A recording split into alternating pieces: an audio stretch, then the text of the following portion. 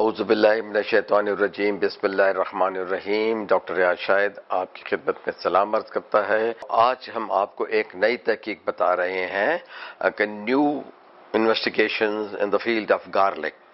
دیکھیں لیسن جو ہے ابھی آپ کو بتا دیتے ہیں، سب سے پرانی سبزی ہے، سب سے پرانی ہرب ہے، کئی زمانوں سے اس کا ریفرنس قرآن میں بھی ہے، کئی سفاروں میں بھی ہے، کئی دین ادیان کے اندر بھی ہے، اور موسیٰ علیہ السلام کے زمانے میں تو جو ہے پیاز اور لہسن کا بہت ذکر آیا ہے۔ تو یہ جو ہے توانائی کا ایک خزانہ ہے، یہ توانائی سے بھرپور ہے، یہ وائٹامن سے بھرپور ہے، یہ منرل سے بھرپور ہے، اس میں لہسن کا آئل بھی ہے، اس میں پروٹین بھی ہے۔ ایک جوا آپ کو 15 حرارے دیتا ہے، اگر زیادہ بڑا جوا ہوگا تو ہو سکتا ہے کہ 20 حرارے دے دے،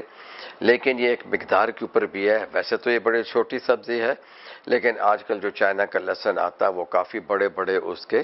جوے جو ہیں وہ بڑے بہت زیادہ ہوتے ہیں، لیکن اس کو ہم ایک اینٹی بیوٹک پودا کہہ سکتے ہیں کہ پرانے زمانے میں پھوڑوں کو صاف کرنے کے لیے، پھوڑوں سے رسنے والی پیپ کو صاف کرنے کے لیے جو زخم ٹھیک نہیں ہوتے تھے یا ذیابیطس کے جو زخم ہوتے تھے تو اس کا جو ہے پیسٹ بنایا جاتا تھا آلیو آئل کے ساتھ۔ کچھ لوگ ڈائریکٹلی بھی اس کو لگاتے تھے، کچھ لوگ اس کو پیس کے پانی میں ملا کے اس کا پیسٹ کر کے لگاتے تھے۔ الغرض یہ ایک سبزی بھی ہے، یہ ایک ہرب بھی ہے، اس سے گارنش بھی کیا جاتا ہے سبزیوں کو، اس کا بگار بھی دیا جاتا ہے، کھانوں میں خوشبو پیدا کرتا ہے، دودھ ہضم بناتا ہے، لیکن اس کی اسمیل جو ہے کچھ لوگ برداشت نہیں کر سکتے اور کچھ لوگ اسے کچا نہیں کھا سکتے۔ لیٹسٹ تکنیک یہ ہے کہ یہ کچا کھانا چاہیے، اور لیٹسٹ تکنیک یہ ہے کہ 1 سے 2 جوئے جو ہے روزانہ کھائیں، چاہے وہ آپ سیلڈ میں ڈال کے کھائیں، چاہے وہ ترکاری میں یا ہلدی میں یا رائتے میں ڈال کے کھائیں۔ شرط یہ ہے کہ آپ نے اسے چاپ کیا ہو، اسے کوٹا ہو، یا اس کو گرائنڈ کیا ہو فریشلی، یا اس کو باریک باریک کاٹا ہو۔ کینیڈا سے اور انڈیا سے ایک لیڈی ڈاکٹر نے بہت تحقیق کی ہے اس کے اوپر کہ جب تک بھی لہسن کو باریک باریک جو ہے تہیں کر کے باریک کاغذ کے برابر اس کی تہیں کی جائیں تو پھر میں اس سے ایلیسن نکلتا ہے، یا ایلیسینیز ایک انزائم ہے جس کی وجہ سے کہ یہ ایکٹیویٹ ہوتا ہے، اور یہی کینیڈا سے بھی تکنیک آئی ہے۔ وہ لوگ تو یہ کہتے ہیں کہ منہ میں ڈالیں اور اسے چبا لیں۔ کچا لہسن بھی یہی کچھ کرتا ہے، بڑا بھی یہی کرتا ہے۔ جس ممالک میں کچا لہسن ہے، جیسے کہ ایران میں یہ ایک غذا کا اہم جزو ہے،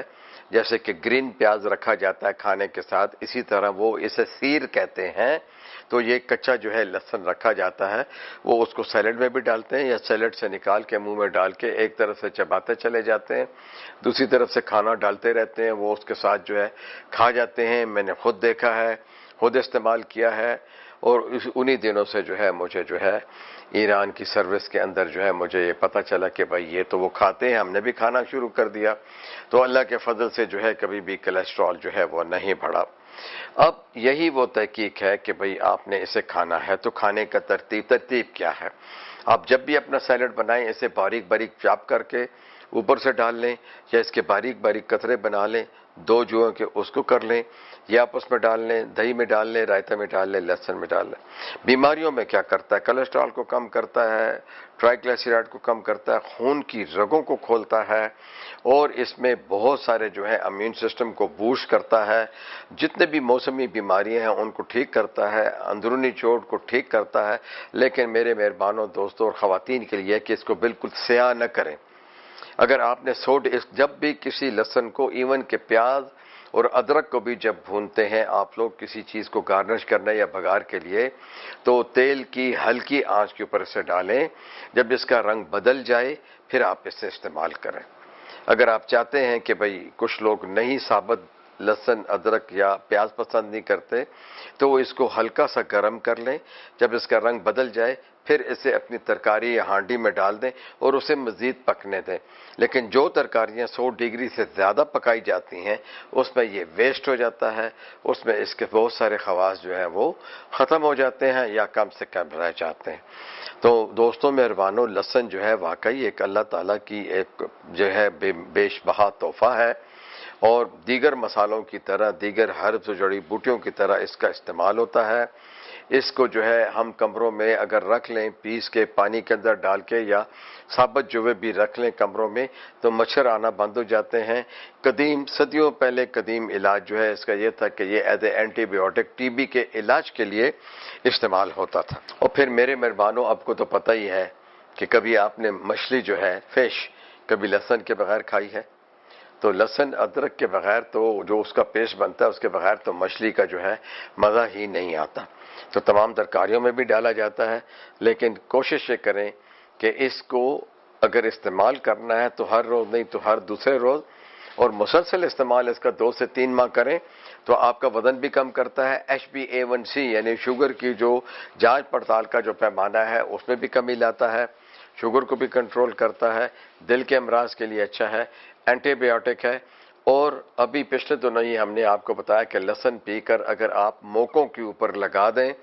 تو اس کو جو ہے ہر 2 گھنٹے کے بعد جو ہے دھو لیا کریں. روزانہ جو ہے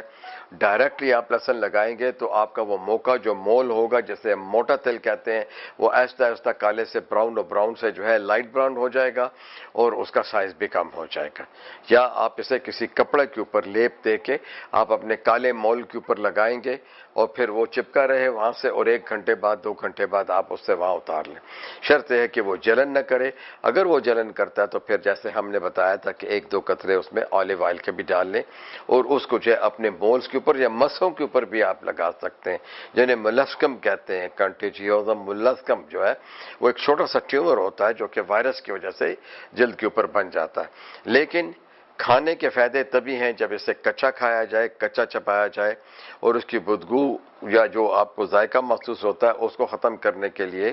تھوڑا سا سرکہ، پیاز، ٹماٹر، دھنیا، کھیرا اگر اس کے ساتھ کھایا جائے گا یا اس کے ساتھ کوئی پھل کھایا جائے گا تو آپ کے منہ سے اس کی بدبو نہیں آئے گی. شکریہ.